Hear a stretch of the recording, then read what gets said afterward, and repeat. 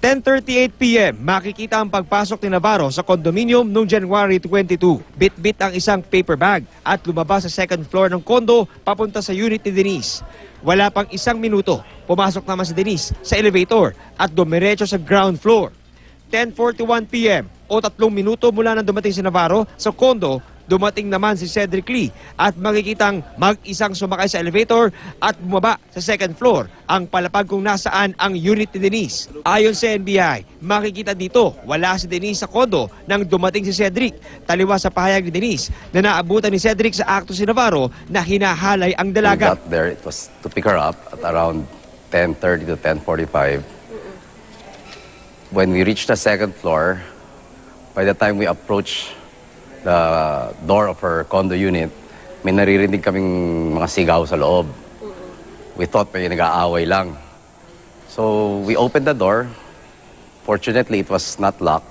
Dumiretso kami sa loob ng bedroom kasi yung bedroom naman niya walang pintuan, kortina lang. Hindi po kami naghubad sa kanya, naabutan po namin siyang nakahubad. Sinasabi ni Cedric na nakita niya, caught in the act niya na ninire-rape doon sa loob ng kwarto. Paano mangyayari yon? Kumbaga, there's a physical impossibility na makita niya na may abutan siya doon sa kwarto na yon na nire-rape when in truth and in fact, si Denise nasa labas na. Simula 10:43 p.m., magkakasunod na dumating ang mga kasamahan ni Cedric, si Ferdinand Guerrero at isang di kilalang mama, isang kinilalang alias Mike at ang kapatid ni Cedric na si Bernice Lee. When I saw that thing, ang initial reaction ko is hindi takot eh. Nanginig ako sa galit. She's really a wholesome kid.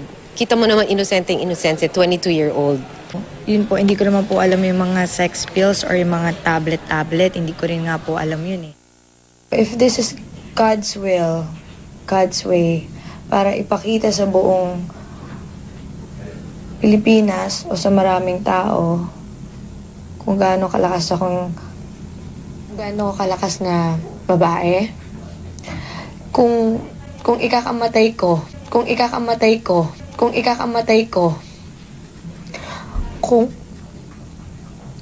ikakakulong ko,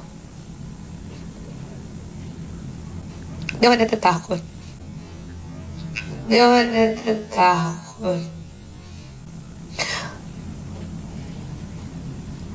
At least, may nabigay akong kabutihan, may ginawa akong kabutihan, at naturuan na leksyon.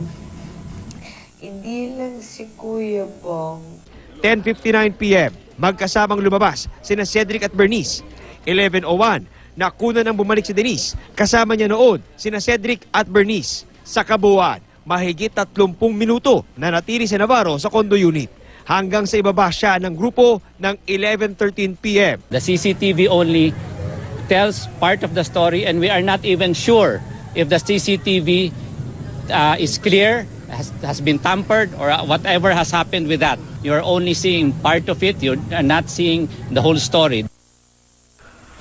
Parang I don't know dun sa appreciation ko ng kaso kung tama, no, Jan? Pero parang dun sa flow of events, version ng magkabilang kampo, walang magkaiba eh. Consistent sila.